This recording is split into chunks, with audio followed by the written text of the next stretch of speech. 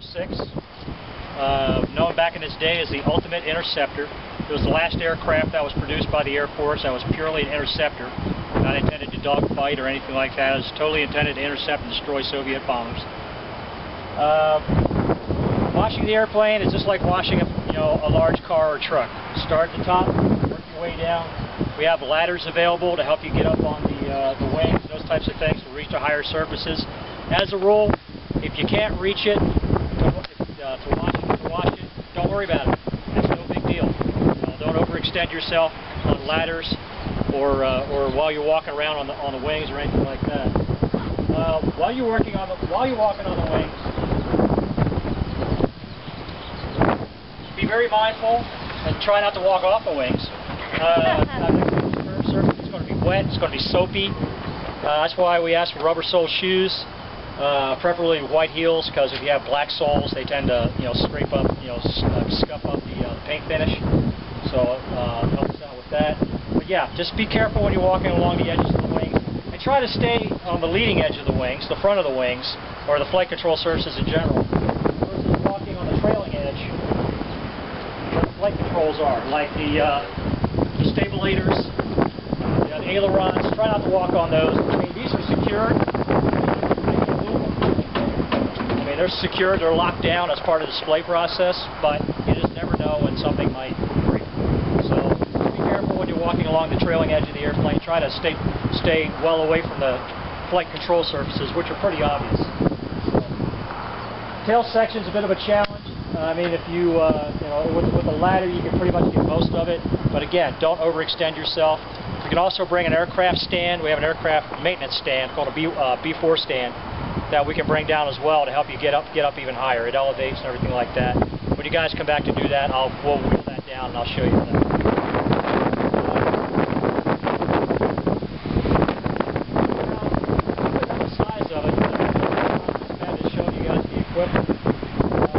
Real common sense, safety. Just take your time. Don't feel like you're being in a big hurry. Please don't horse around. I mean, fun is fun, but don't let it get too out of control. We want you guys to have fun. We really appreciate you coming out and doing this, but we don't want anybody to get hurt, and I'm sure you don't either. So,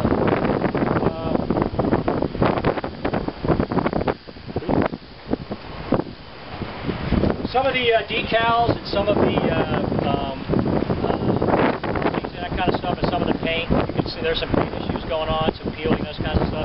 Try to be really careful around those areas. I mean, we're trying to budget program for minor repair work, but anything you can do to keep from getting any worse. Like for instance, on the other side of the airplane, there's a roundel that's really peeling and changing. It's from the sun. So just try not to scrub those real hard or wash those real hard to make it worse than it.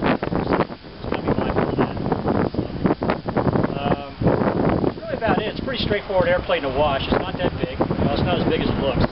But if you guys have 5, 6, 10 people is ideal. More than that, you're just getting each other. So, but anyway, if you have about 10 people, that would be a good number next time. But 5 or 6 will work. Okay. You're ready to go see where the equipment and everything's at. Okay. Follow me.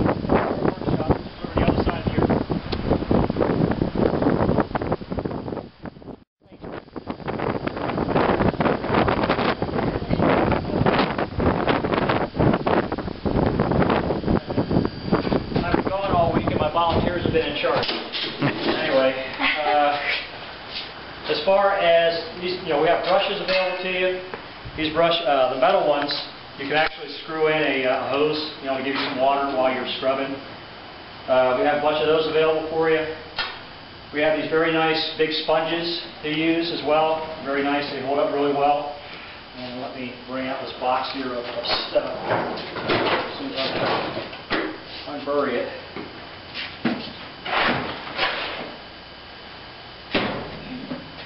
Inside the box here, we kind of try to keep everything together. We have sponges, we have wash mitts, very nice wash mitts you can use. The sprayers, the hose sprayers are kept in here. We just try to keep everything together, These right here, these little splitters right here for hoses. In other words, you can run one line of water and then split off. We have several of these splitters. You can run can have as many spray lines as you want, basically. So you can run, a couple lines off a main.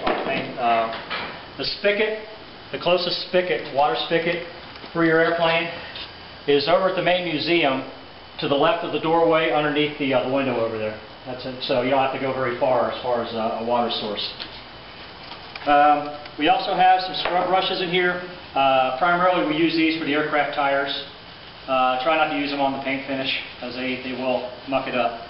But yeah, these are really good for really dirty areas and the aircraft tires.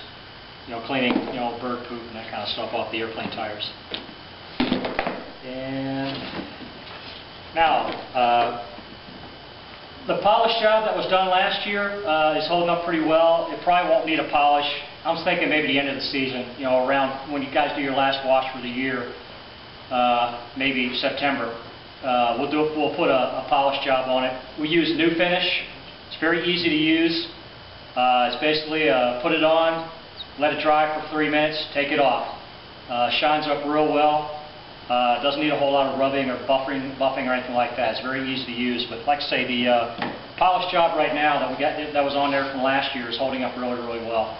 So no need for that. We'll worry about that later on in the season. Now the cleaner. We use a special aircraft wash, which is in this little container right here. It's environmentally friendly, which is what our environmental folks here on base make us use, but it actually works very well. This is very concentrated, so you don't need a whole lot of it. We have buckets available for you folks to use, very large buckets that you can use. Like I say, the stuff is very concentrated, about a 1 to 8 ratio, 1 part cleaner to 8 parts water should be enough. Any more concentrated than that, then you're going to have suds for days. You'll be rinsing and rinsing and rinsing and rinsing and rinsing. So keep that in mind as you're using the stuff. But it's very environmentally friendly. You don't want to get it in your eyes. If you do get it in your eyes, just flush your eyes out with a lot of water. You may be blurry for a little while, but again, it's environmentally friendly. That's why we've got it. It's not toxic. It has no toxic whatever in it. So I don't think you want to drink it, but anyway, it's very safe to use, I guess is what I'm driving at. So, hoses. Over here in the corner, of course we've got hoses hanging up everywhere. Over here in the corner, we have a very large, very thick hose. Use this for your main water line, to connect to the spigot. It's already got a splitter on it. And use these other lines, these feeder lines as I call them, for like your spraying lines. And like I say, you can run a bunch of spraying lines, as many as you want, depending on how many splitters you have. This is pretty heavy. I recommend a 2-person carry on this hose. It's pretty long, it's pretty heavy. When you pull it off the rack, advise 2 people carry it when you carry it over to the airplane. So, like I say, there's all kinds of other hoses available for you here. And like I said, the distance you have to go to your airplane from the spigot, you probably won't need a whole lot of hoses unless you want to run a lot of spray lines. So, and that's really about the size of it. Does anybody have any questions? Okay. Well, yeah, just get back in touch with me for an alternate date. We'll get you guys hooked up, and we look forward to seeing you. And we really, really, really appreciate you supporting the program. We just started this last year. We've had a lot of great support. And the 106 is a reserve effort. I mean, not only you folks have it, but your Conflight, your 310th Conflight has it as well. So make sure they get out and share with the fun as well. Anyway, okay. Well, if you don't have any more questions, that's it. I appreciate you guys coming out, and we'll give it a try next time. Okay? All right. All right. Thanks, guys.